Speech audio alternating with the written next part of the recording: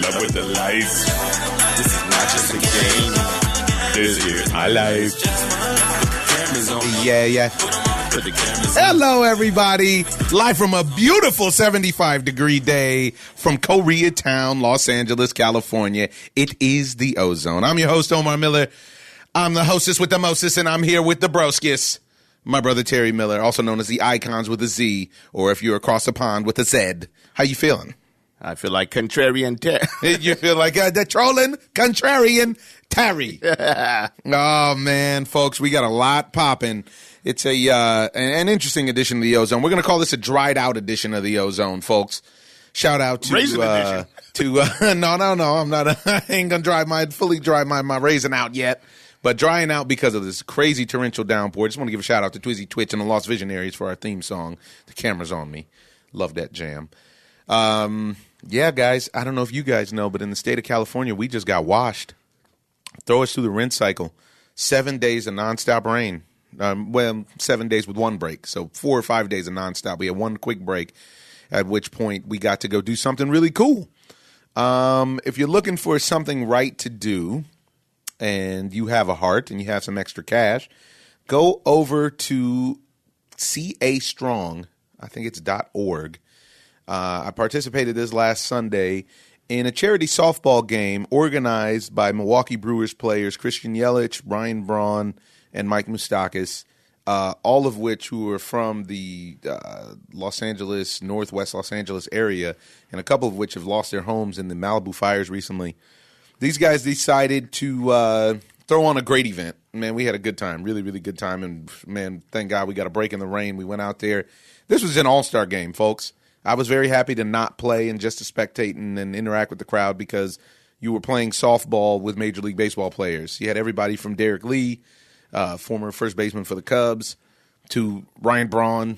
JT was out there from the Dodgers. It was a good time to ask guys inside questions. Yeah. Did you get some inside information? No, because You're just fired. like thank you, Trump. Just like when people ask me for inside information about ballers, oftentimes the actors are the last to know. So oftentimes when you're asking these guys about trades and who they're going to sign and this, that, and the other, they don't know. It's not their job. Their job is to go out and bang the baseball, and that's what most of them do.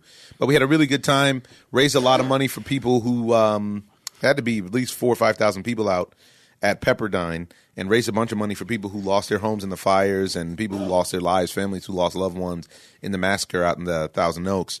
And they gave checks right there on the spot. Oh, really? Yeah, it was awesome. Who wrote the checks? Well, you know what? Personal accounts or something? No. It's from the charity.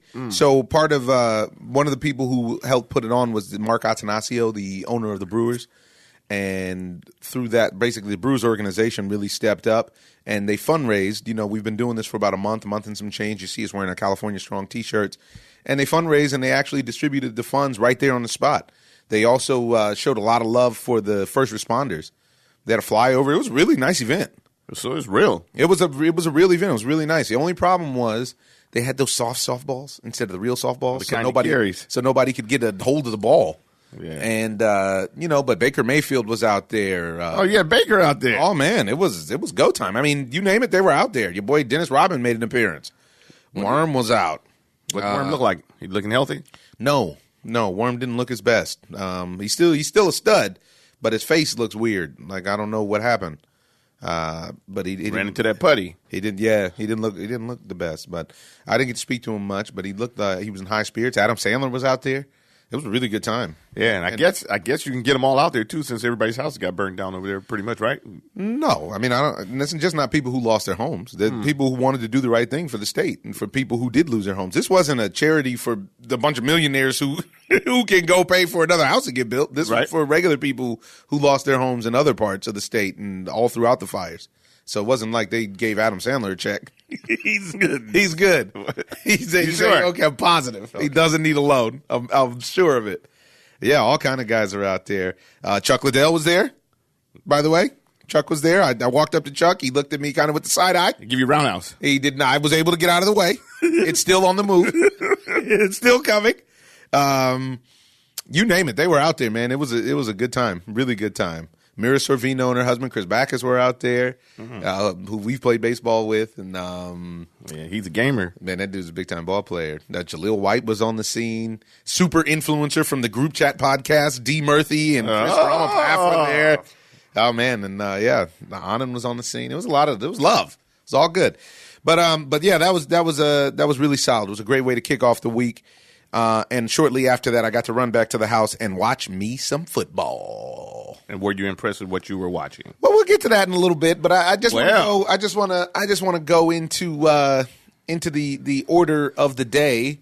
We got a big boxing match tonight on pay-per-view, and the rumor is pay-per-view is dead. Tonight will be a very telling situation with that because we have one of the biggest draws of the past decade fighting on pay-per-view, on Showtime pay-per-view in Manny Pacquiao. The Pac-Man is back. This is going to be his first fight at 40 years old, and it's him against AB, who we call all bad over here. Adrien Broner is fighting Manny Pacquiao on the main card. I have no reason to believe that Adrien Broner is going to show up. Yeah, but you know what the trip. And even if he does show up, I don't. Yeah, but Father Time usually catches up with everyone, and we in boxing, you watch the matches, you never can tell. Just like we watched Linares last night, and you never can tell when it's your turn. But AB, and it could be tonight. Yeah, but the thing about AB is that it shouldn't be in question. He should be in the prime of his life. You know what I'm saying? I agree. And so when you have to go and fight an old man, it should be a no-brainer. You should punish him. You should punish him. Beat him out the game. Yeah, retire him. Yeah, like Terry Norris did to Sugar Ray Leonard. You have to retire guys. Yeah, you have to put him to sleep. You're not supposed to. Larry Holmes did Muhammad Ali. And Mike Tyson did to Larry Holmes. Yes, exactly. So this is what's supposed to happen, but I don't believe that that's what's going to happen. Me neither. Because Adrien Broner is not a disciplined person. Not just a fighter, but a disciplined person. I agree. It's preach on it. Yeah. It's and to say it, which then in turn, they're at the press conference. Hall of Fame announcer Al Bernstein asks him some questions, and AB goes on the clown show. He cusses up a storm. He's got to call him names, a whole song and dance, because he says Al Bernstein talks too crazy about him on Twitter, so he doesn't want any questions from him. It's just a terrible example, in my opinion, because everybody that points out the truth about AB then in turn becomes an enemy.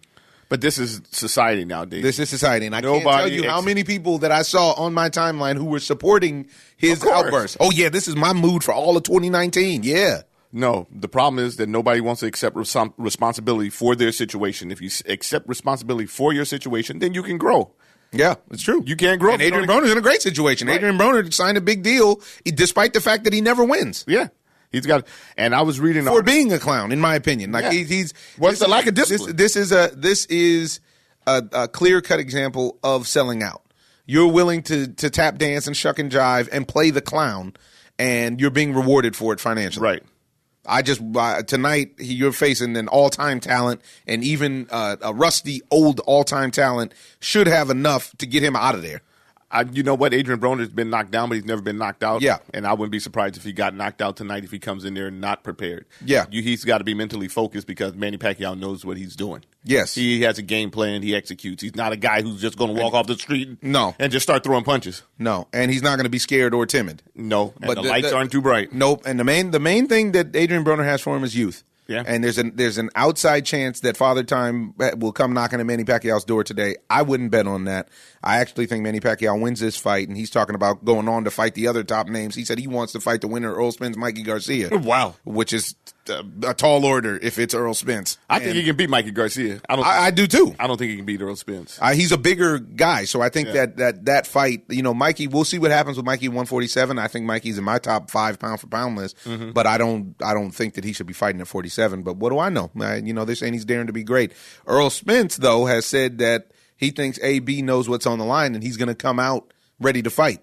I don't buy that because every time you fight, there's something on the line. Your life. Yeah, not just the money or the fame or any of that, your life. Yeah. Literally. You can lose your life out there. And he's been coming out there not prepared. Yeah. Not mentally focused. He looks like he's physically there all the time, but yeah, he does. But mentally, he's not there. And then he's got so many distractions outside the ring. Yeah. So then what you hear from court cases, assault charges, all kind of stuff. And then after the fact, you hear him say, oh, he's starting to cuss out the ref. He's cussing out the promoters. He's cussing out. The guy just told some Filipino reporters that he's got some German Shepherd for them to eat in the back. Yeah. Ignorance. He falls into and he's not even that ignorance is not knowing. His is a chosen path of buffoonery. Yeah, it's a chosen path, but you know what I mean? I do believe that he just fell under that whole thing that all agents eat dogs, so he's just going to throw that. And him not doing the research doesn't understand that. And that. Well, but no, to me, he's saying it on purpose as an insult. Oh yeah, it's on purpose to down. Nasty on purpose. So yeah, he's nasty on purpose. So what he's doing is it's a constant. He's a walking stereotype. Yeah, and that he's trying to get everybody else into it. And it's unfortunate. So for me, I'm hoping Manny gets him out of there about the 8th. AB usually does have a resurgence. He's a great athlete, so usually he does actually pick up the pace from round 7 to 12. This is the problem. He might not be there around 7 to 12. This is what I'm saying. I think that if he starts slow like he usually does, he gets punished, and Manny's the kind of guy that gets you out of there. I don't think he's going to carry you. And not only that, if he did carry him, this would probably be the worst beating that he'll ever receive. Yes. Yeah, it's a good point. And this shortens your boxing career and life. Yeah. Now, speaking of which, I just saw a video on Fight Hub with Floyd Mayweather talking about the fight. Floyd Mayweather Sr. Man, Sr. seems like he's in bad shape, bruh. But does he? Oh, man. He really didn't sound good. He really didn't sound good. Talking about this fight coming up and Adrien Broner's plans. Hold on a second. Let me play you a clip. Everybody talk about this Pacquiao versus Broner fight. And obviously, you being such a great trainer that you are, everybody wants to know from you, how is this fight going to go? Break it down for us. Well, for me, from the way I see it, I got Pacquiao winning. And I have a reason for it. Because of Broner do a lot of running. And he do a lot of running, and then plus, Broner don't throw, he don't throw enough combinations. His thing is it's kind of it's just Pacquiao was just down. I was looking at him. Pacquiao was throwing a lot of punches. Broner don't throw punches like that. And it goes on for another 5 minutes of him stumbling through. He gets his point across, which is that Manny Pacquiao throws combinations and a lot of punches, and Broner's scared to let his hands go.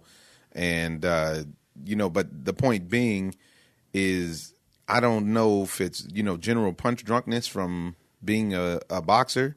Physically, you can see he's in crazy shape. Like, man, he looks great. I think he's 66 now, but wow, he really, if you watch that whole video, he doesn't look like he's in good health mentally. Well, for me, with a guy like Senior, he fought in the era where the guys literally mixed it up. Yes. He wasn't from that era where you run around and like his son, where you play. And this is what he just said. Yeah. What he gets to say, and that's what he says. He said, you can't win no fight running. Yeah, back in the day, you didn't win fights running. Now they win fights running. Everybody, that's the new Floyd era where everybody's promoting defense, whereas when you come to see a fight, usually back in the mid-'90s, maybe early 2000s, but they actually mixed it up. If you went backwards or if you were running, you lose. Right. And he took a lot of punishment. So a lot of punishment. Yeah, so, from Sugar Ray Leonard and other great fighters. High-end fighters, yeah. He fought a bunch of high-end fighters back then. And so this is probably the repercussions of that. Man, it's rough stuff. It's real. Not play boxing. But to get back to the fight at hand, yeah, I don't expect any surprises from AB tonight. I'm not a fan by any means. And I really wish the brother well. I wish he has a great platform, so I wish he would get himself together. And then on the undercard, you got Marcus Brown versus Badu Jack, and I actually am looking forward to that fight. I like watching Badu Jack fight. He's another fighter who seems to get slow starts, but then he comes that's why I don't like to watch him. Very strong. Yeah, that's why I don't like to watch him. And if you're going in a fight against him, you would think that if you watch the tapes, you would say, okay, I need to just come out and punish him, and then he won't have it late. But same thing he did with James DeGale, same thing he did with Adonis Stevenson. Uh-huh. Adonis Stevenson was giving him work. And then, it was a father time situation, but also Badu Jack seems to have a gear that it's like he needs a longer warm-up or something. I just feel like he starts slow, and that's just training. He needs to change his system. I mean, start fast, jump in there, start swinging. Yeah, throw some punches. Throw some punches. Throw some punches and bunches. And then don't complain later on when you don't get the decision because you didn't throw. Yeah. You're down 7 rounds. You gave up 6. You gave up at least 5 of the first You 6. give up 5 and then 2 are equal and now you lost. Yeah, but they don't ever call them equal now. Yeah. It's illegal. But, yeah, so you have that. And then last night on the Zone, really surprised at the Zone's coverage. The Zone is doing everything they can to make good fights, to sign all of the boxers to have their own stable. The cornerstone of the stable was Anthony Joshua. I'm assuming he owns a piece of the Zone itself. And then they signed Canelo Alvarez this November, which was the biggest deal in sports. It's the biggest deal in sports history. It's the biggest deal in the world. And 11 fights, $365 million. You know, you pay $11 a month. You get fights all the time, every weekend.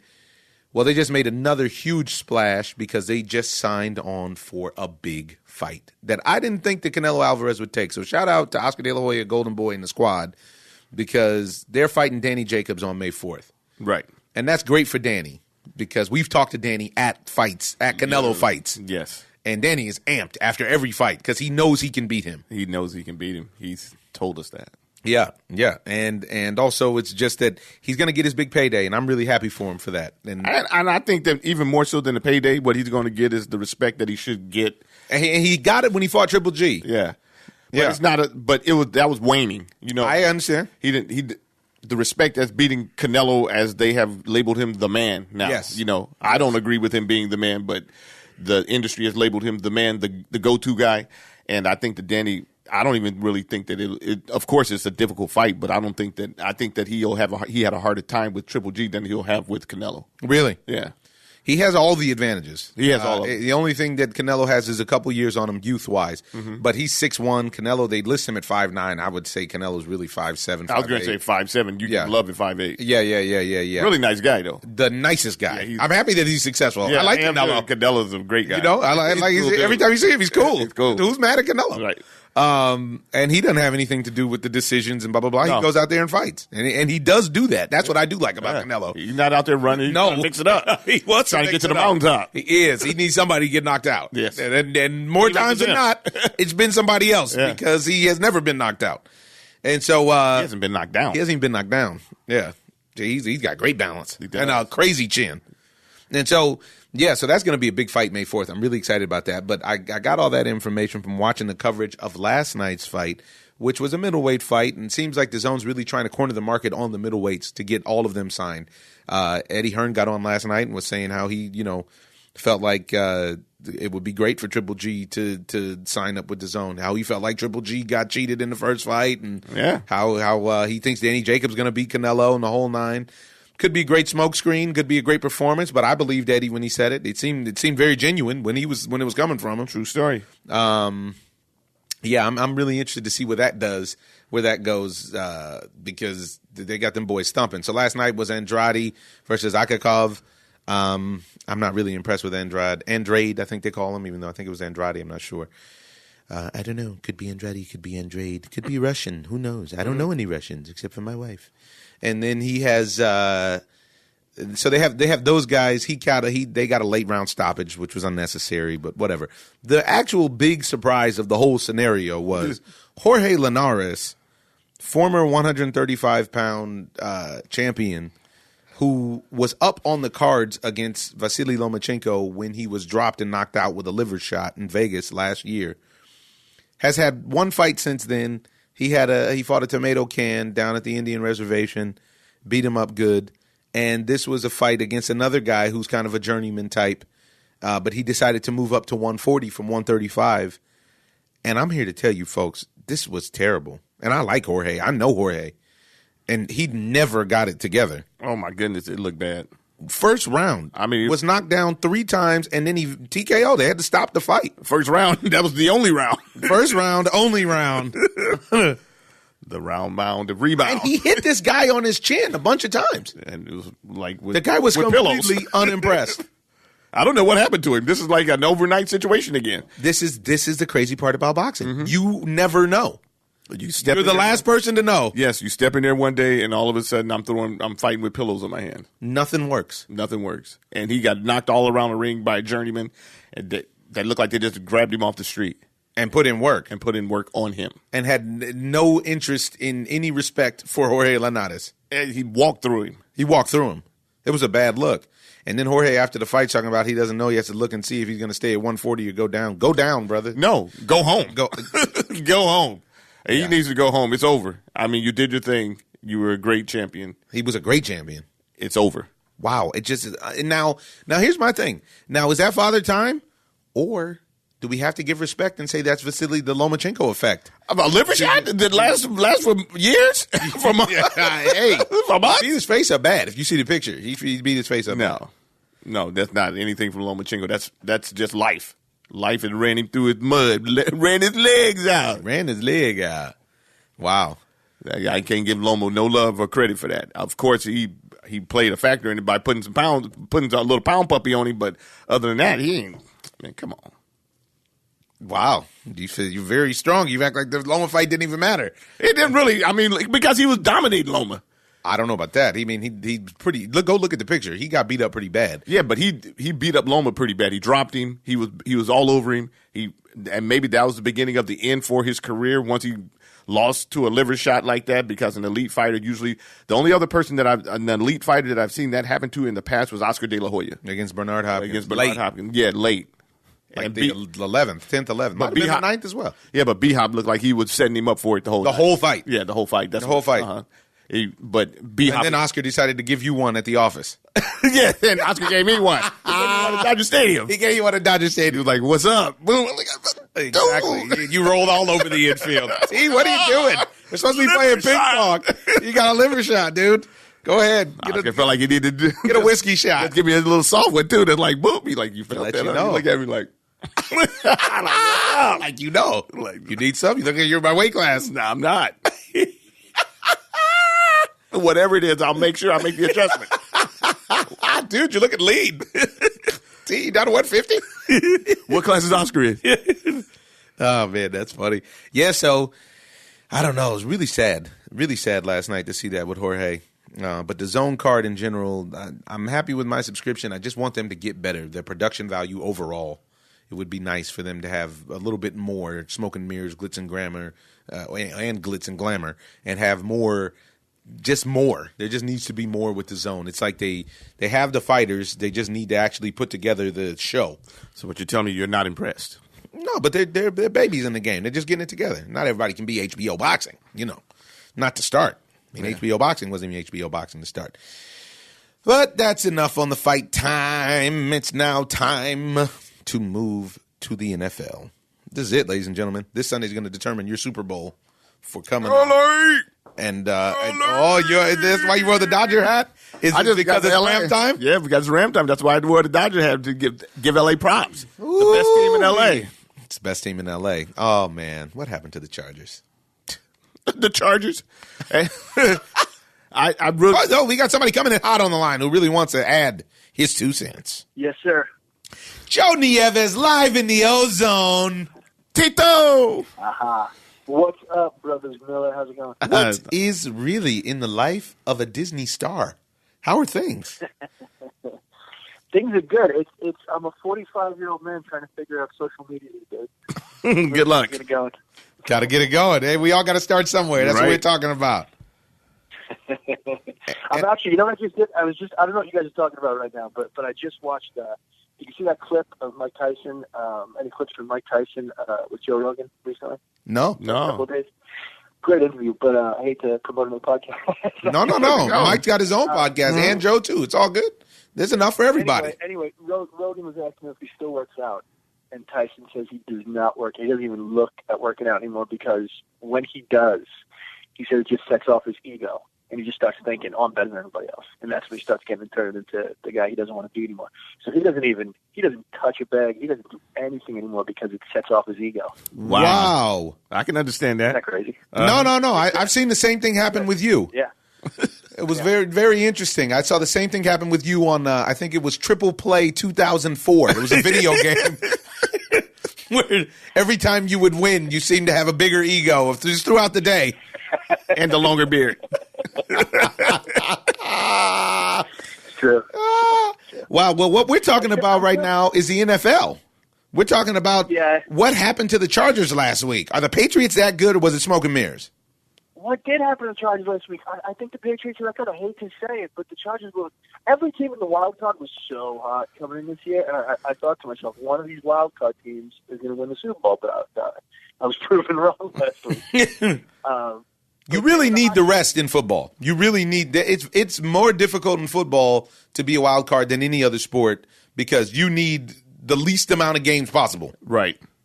I don't know. I think the momentum helps. That's like the rest, especially in football, because you're just used to it over the season. I don't know. It's up to this point, and as far as I can remember, momentum was always the biggest factor in who goes to the Super Bowl and who wins the Super Bowl. I don't feel like that. Yeah, I don't feel like that either. Yeah, I don't because you stop momentum with freshness. Yeah, you get so beat up over 16 weeks, and literally a world-class athlete getting an extra 8 days to heal up with treatment every day and so on and so forth. It means a lot, man. Look at the difference with Todd Gurley now. Todd Gurley, I guess so. Yeah, he's taking like a month off and come back now. I just think the Patriots being the Patriots, right? This is supposed to be getting worse this year. Was that what's happening in the last couple of years? They're on the downturn. But look at the division, though. The division is terrible. Speaking of which, they play in the division with the Jets, Jets. The Buffalo Bills, the Miami Dolphins. Help me out with the Jets since you spent so much time in Miami. Let's speak on it. Let's speak on the signing of Gase. All right. This is what I get from Adam Gase. I'm not a big Adam Gase fan. Huge Jets fan. I'm never optimistic about the Jets for obvious reasons. So they sign. They get Gase, and everybody tells me he's a quarterback whisperer. What facts back that up? What young quarterback has he turned into a star quarterback? I completely agree. When has he succeeded with a quarterback? That's his claim to fame. He's a quarterback whisperer. When did that happen? Joe, I'm going to tell you what Adam Gase. Oh, go ahead. No. And if that is true, then let him be the quarterback coach, not the head coach. Hold on, I'm losing you. He said if that is true, let him be the quarterback coach and not the head coach. Right. Yeah. I mean, here's the thing. In real life, there's nothing but positions in the NFL, and the NFL has made it abundantly clear that they're only interested in recycling coaches that they already have. They're not really interested in diversity so much. They're not really interested in opening up spots for new coaches. I mean, they went and signed the guy from what was it, Texas A&M? Yeah. The Cardinals went and signed the guy from Texas A&M that was had a losing record over his tenure. And why would you get a promotion to the NFL when you have a losing record in college? Adam Gase is the same way. He didn't win with the Dolphins. You're talking about Bruce Arians. That may be true. And but why not sign Mike McCarthy? If that's the case. This is what we're saying. Even with the recycled package, there's something. And you know what? I was at the Rams game last weekend. A lot of Cowboys fans on the scene, and one thing that the Cowboys fans unanimously feel like is that Jason Garrett should go. No, I don't know one Cowboy fan other than Jerry Jones who likes Jason Garrett. And yet, what it seems like is it all depends on your rapport with the owner. If your rapport with the owner is airtight, you can lose all the games in the world. So basically, it's the good old boy network. That's what we get down to. 100%. And this is why teams like the Jets and the Dolphins never go anywhere. Right. Coming from being unsuccessful with a young quarterback. Coming from being unsuccessful. Tannehill did not advance under Adam Gase. Nope. And then, so here's my other problem. So the interview, I would have been okay with McCarthy. I also would have been okay with Eric Bieniemy. Why not sign Bieniemy? Bieniemy gets no burn, and we all know why. And I have to give a lot of love to Stephen A. Smith for calling it out. Yeah, because Eric Bieniemy has done his work. He's done his work. That offense? Are you crazy? He's done that offense. Everybody should be clamoring to get this guy as their coach. Yeah. Unreal. Now, I wish I had more answers for you, but I don't. But when you bring in, and then it's just the Jets, and then it's just like the Patriots are the Patriots, the Jets are the Jets, right? Yeah, but when you bring in new coaches, fresh blood, then you see the results that you get. Look at what you're doing with McVay, and look at what you're doing with that guy in San Diego. I mean, that's actually Los Angeles. Yeah, the Chargers coach. Yeah, I mean, with the fresh blood, you get different results.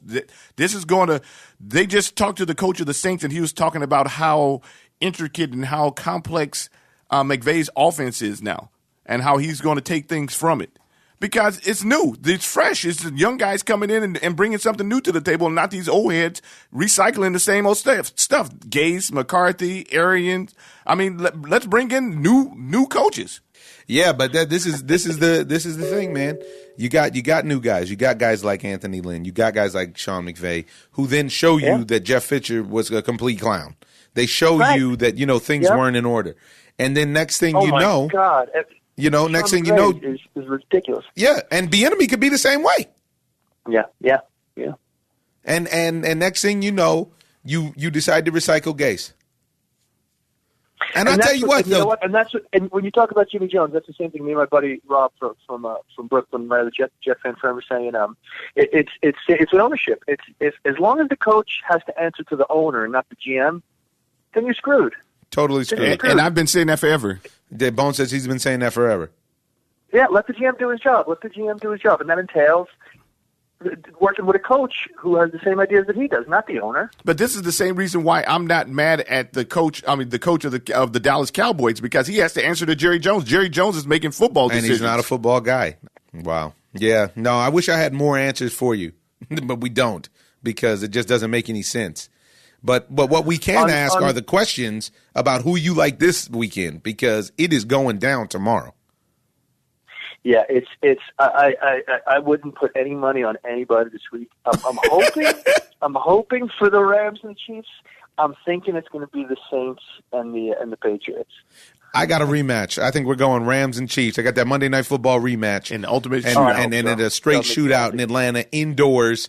And it's go time. It's go time. That would make me happy. I would love that. I mean, really, the Saints didn't look really impressive last week against one of the worst defenses in football. Yeah, and the Eagles look like they just finessed their Super Bowl experience to almost to a dub.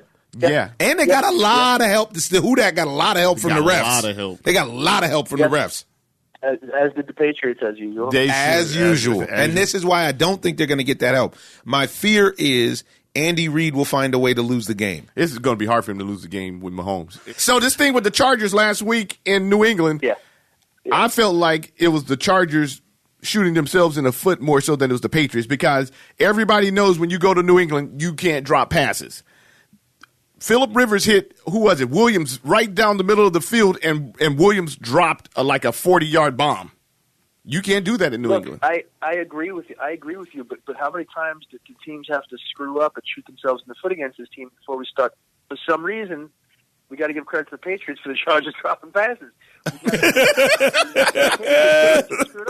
Because it happens for 20 years. It's 20 years. There's an intimidation factor that makes guys drop balls. Yeah, it's something. Well, I don't think they're going to see it tomorrow, because the Kansas City Chiefs. That kid Mahomes is moving the ball, and he is not impressed. He had gotten in the shootout. He got in the shootout with him in New England. Yeah. And the only thing and I'm telling you, Andy Reid is my only concern, because he finds a way to snatch defeat from the jaws of victory forever. He finds a way. He usually does, and I have to agree with you, because I'm always high on the Chiefs. But the thing, and they have all the talent in the world, all the talent. But this time, you felt like this year, especially with Mahomes, but then especially with Kareem Hunt, you were like, Andy Reid couldn't blow this one. Nobody can blow this lead. Yeah. And then they lost Kareem Hunt. Not that they're still not effective. Well, but this kid Damian Williams that they brought in, he's balling. He's balling, and Spencer Ware is on deck right now too. So I feel like they're ready to go. And if their receivers catch the lights ball, aren't too bright for Mahomes. And not only that. So you think? And honestly, the Chiefs beat. It's a choke factor for the coach. More so. No question. I always think about that. Coaching is real, man. Especially in football. Of course it is, but I think the one that change your game plan when you're coaching. I don't get it. I get it physically when you're on the field. I get it. Why you could possibly tense up, but coaching. Well, I think one of the biggest things that happened last week, what we saw in coaching, which I can't blame Jason Garrett, is them deferring to the Rams. The Rams have the number 2 offense in football. Why would I defer to the Rams to start the game off? That makes no sense. Why would I do that? And they marched down there and put the Rams on you. They marched. They should have. They got a field goal, but should have been a touchdown. Should have been a touchdown. Yeah. So, and why would you want to keep your defense, especially if it's one of the better defenses in the league, on the field for longer than what it should be? Yeah. Take the ball, kill the clock, and that's what I do believe. And get Zeke going. Yeah, and that's what I do believe that Belichick's going to do tomorrow, because he's just probably going to try to play ball control with these guys, because offensively he knows that he can't Now, Tom Brady can have a shootout with anybody, even in the history of the game. Yeah, even with his old receivers. Yeah. Old Tom Brady. With the Chiefs, what they're doing now is that they have to play ball control, or they're going to get blown out. Now that's interesting. It's interesting you said that because I bet you Belichick hopes they play ball control. That the Chiefs play ball control? No, the Chiefs are not going to. The Chiefs are not going to looking for ball control. Belichick does not want Mahomes to beat him. Belichick would rather keep it in the running back's hands. No, that's what I'm talking about. I'm saying that Belichick wants to run ball control. He wants to keep the Chiefs off the field. That's the way that you beat Tom Brady. Okay. Yeah. That's the way that you beat all high-powered offenses all the way through history. All of them use ball control. Bill Parcells has brought that into made that fashionable. Back in the day, I always thought the biggest, I think even bigger with the Patriots. The one thing Brady, when he fails a little bit, is when he has a lot of pressure. When he has a lot of pressure coming from the ends. Yeah. Pressure is the key. Well, they have one of the second best, besides Aaron Donald, the Chiefs have one of the second best pass rushers in football, so we'll see him tomorrow on Tom Brady. But the Patriots have an offensive line that's like crazy. I know. And the rules are so soft nowadays, man. You can't. I saw the guy get tackled by his legs. You can't hit him in his head. You can't hit him in his chest. So when you got to right around his waist, you got to bring out a measuring tape. What size are you? It's too much. I didn't think they'd make it this year. I hate the Patriots every year. It's terrible.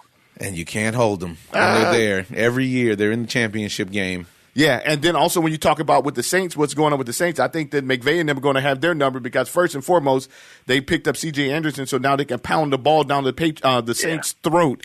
And the Rams can have a shootout. And then the Rams can have a shootout, but not only that, but they just didn't have that experience going against Drew Brees. And Talib didn't play last game, which put more pressure on Marcus Peters. So now they can mix and match the pieces and puzzles. I thought Talib did play. He didn't play. Talib didn't play. Talib is playing tomorrow, so that's a big difference.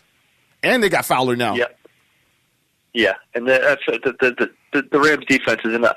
I feel like the Rams defense is enough to at least keep below 30 points. Well, if you double team Michael Thomas because he's getting like close to 15 targets a game, he's getting 15 targets a game. Come on, man! He became the best receiver in football this year. Yeah, well, he wasn't that far off last year. I prefer DeAndre Hopkins, but he's nice. Man, it's about to go down. Oh boy. And then Marcus Peters was there, said he enjoyed. I love that clip. I wish I could find that clip of him with Sean Payton talking about him. He said, yeah, he okay. Tell him to keep talking that shit. I'm going to see him next week. He got that backup because, Michael Thomas just completely used him. And they use him a lot man-on-man, and he's not a man-to-man guy. So wait, how was the Ram game? How was being there? How was the energy at the Ram game? Let me tell you, nervous. Yeah, because it was about 60-40, I would say, for Rams and Cowboys fans. A lot of Cowboys fans. Typical LA sporting event. And not necessarily. Not if you go to Chavez Ravine. Not if you go to the Laker games. I think this is a product of just recently getting football back. So there's still, the more people are there because the Rams are winning than they are the actually Rams fans. Right. And at which point a lot of teams, a lot of people went out to other teams in this past decade or 20 years when there was no football in L.A. And a lot of them went right down to America's team and fooled around with Jerry Jones and them. Now, one thing that was evident was McVay learned from last year's game. I was at the playoff game last year, and they should have beat the Falcons, but they decided to not give the ball to Todd Gurley. This year, he seemed like he made significant strides to understand that was not the right decision. Well, even the games that they lost this year to the Bears and to the Saints earlier in the year were because they didn't give Todd Gurley the ball.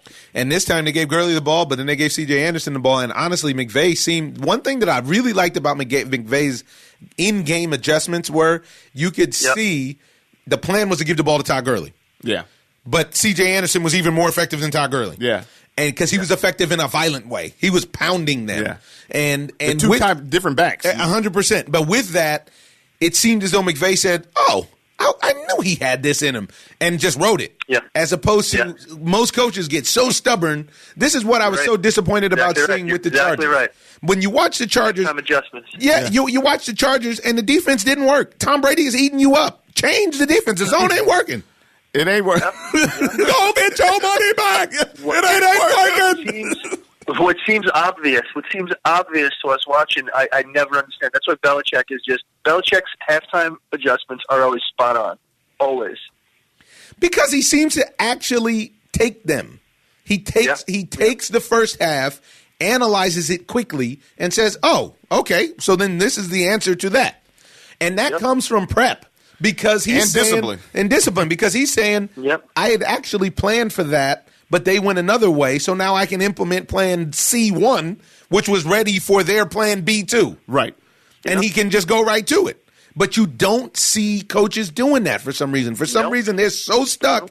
No, we got to do it this way. I was so disappointed in the Chargers defensive coordinator. Yeah, it was bad business. It was bad all the way down 27-7. When you go down 14-0 and they marched, and then it became 21, you got to change. Well, not only that, I got to play like a video game now because what I have to do is go. So I need 4 downs. I need 4 downs. I need to go for it. I'm not punting when I'm down by 21 points. But I'm just talking about the defense. Yeah, I can ride with you on the offense because if you look at it, what ends up happening is they end up putting up 28 points. So if you make an adjustment prior to getting completely blown out, you actually got a game. Exactly. Yeah. Yeah, really, really, I don't know, really disturbing. But I think that this weekend, I think we're going to see the best of the best. I think the Final Four are actually the 4 best teams. Best 4 teams. Yeah, and I didn't always feel like that. You know, you don't always feel like that coming into the Final Four. Right. And this time, I think these are the best 4 teams. And I can't really call it, but I'm looking for that rematch. I think that the Rams and the Chiefs are going to pull it out, and I think that Andy Reid will find a way to blow the Super Bowl, and the Rams will be your 2018 season Super Bowl champions. Oh, that'd be nice. I actually think that the Patriots are the weakest team in this tournament right now. With the best coach. I always think with the best coach. And that's a problem. No, but with the best coach, just like O said. It's literally with the best coach. But I also believe that because they have downgraded Gronk now, because Gronk was so effective. Unstoppable. But now he's stoppable. You know what I'm saying? And you have Julian Edelman out there, and you have Sony Michel, and you have James White. They don't have anybody else that stands out. And I honestly would have kept Josh Gordon because everybody talks about him and his drug problem, but with all the other people that they have in the NFL, the murderers, the rapers, and the rapists and everything else, and you got a guy that's on drugs, and you kick him out the league. Yeah, but they don't have him. They don't have him on the Patriots. This is true. They have him in the NFL, but they do not have them on the New England Patriots, which is why they are at the Super Bowl and the championship every year. Yes, this is true. So they were disciplined in the fact that they stuck to doing the Patriots. Yeah. And they even sent him off with everybody had a great message for him. That was actually nice. It wasn't cold like when they got rid of Chandler Jones. Even though Chandler Jones, not that he had a drug problem, but it wasn't cold like how the Patriots get rid of a lot of guys in a very cold way. Yeah. It wasn't that. The guys you saw, Edelman put it up, Brady put up, hey man, good luck. All of them. It's just like we can't use you right now because we can't be distracted in case you out here high or we got a game plan around you and you can't show up and you can't play. Did they give him a MAGA hat as a departing gift? I don't know. Maybe ultimately this is the real reason that he's not on the team anymore.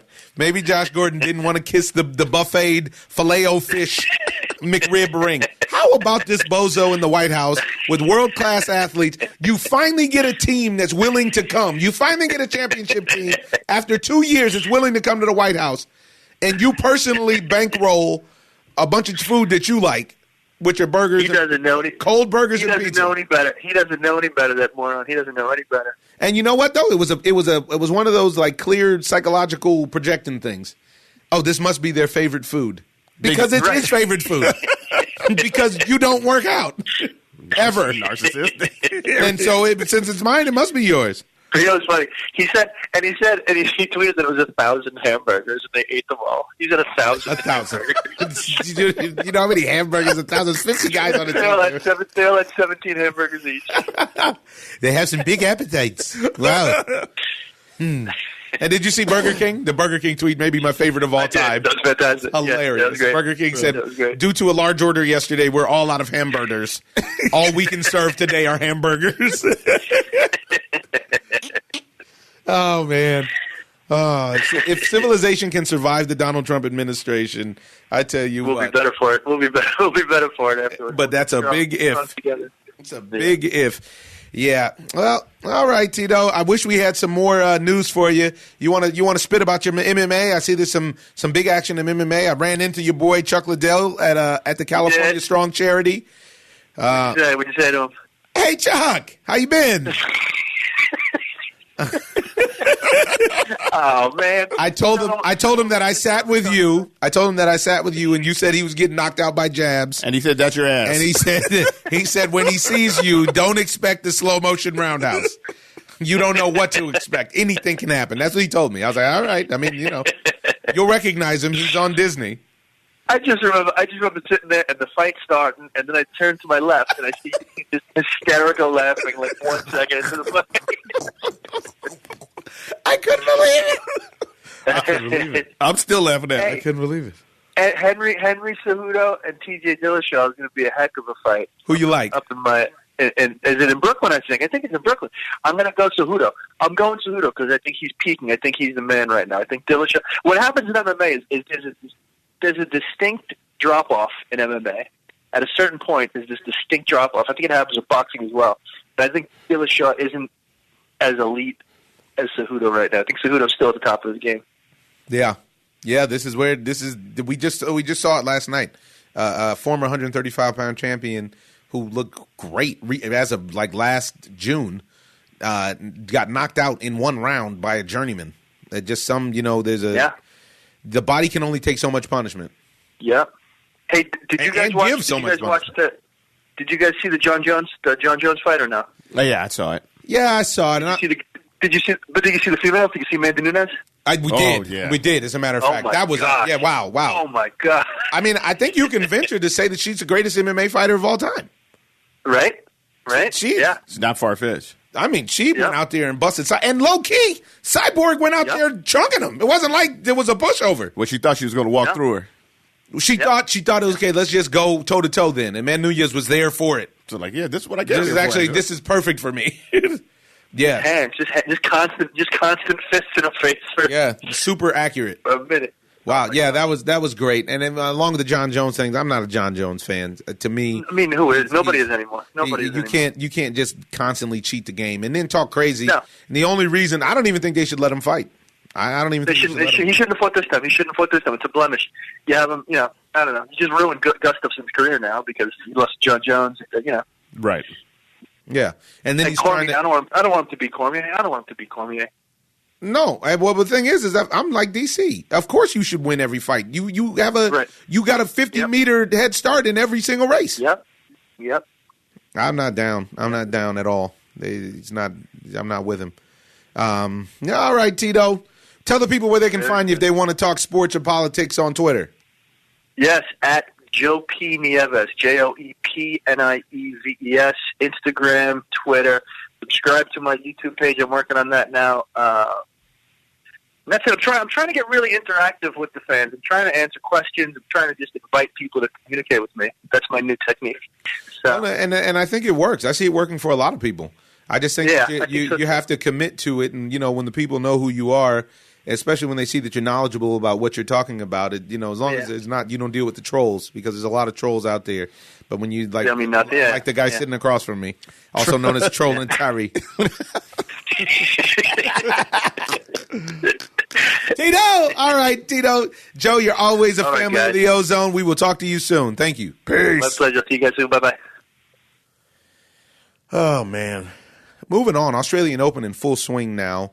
Very disappointing to see Andy Murray go out, but now there's a whole bunch of controversy because they're talking about him getting another surgery potentially to see if he doesn't have to retire. He's on the fence of whether or not to see if another hip surgery could actually bring him back.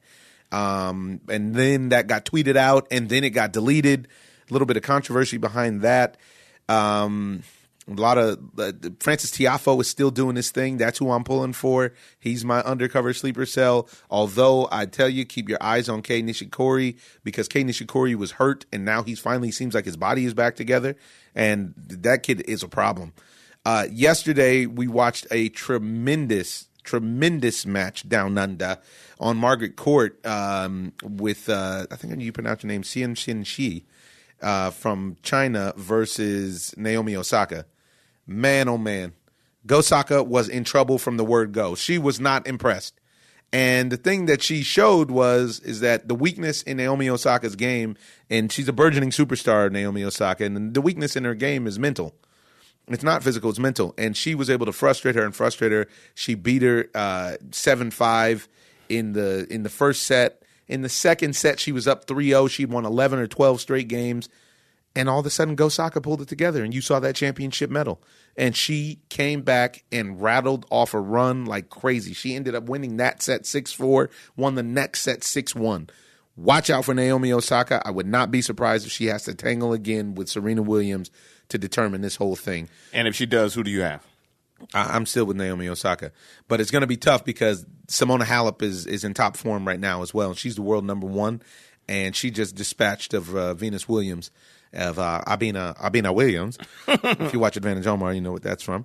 And she just dispatched of her, and she's on a march. She's going through. It's kind of like, in my opinion, it's kind of like the football not being the wild card and having that extra rest. Mm-hmm. It's critical to win as many matches as you can in the shortest amount of time possible, because when you get down to the Elite 8 or Final 4, those aren't straight set matches. You're going to have your legs. So this is why it favors the youth, the people who are in their late teens, early 20s. But the older you are, you really need to get through these early rounds quickly down under, mate. Very disappointed that we're not down there making some quality content. You like quality content. Yeah, I appreciate this. How about a little short form? I love it. Ooh, short form content. Give it to me. All right, ladies and gentlemen, you got something else? Who do you want to talk about? A little baseball? You need some baseball right now? Some more?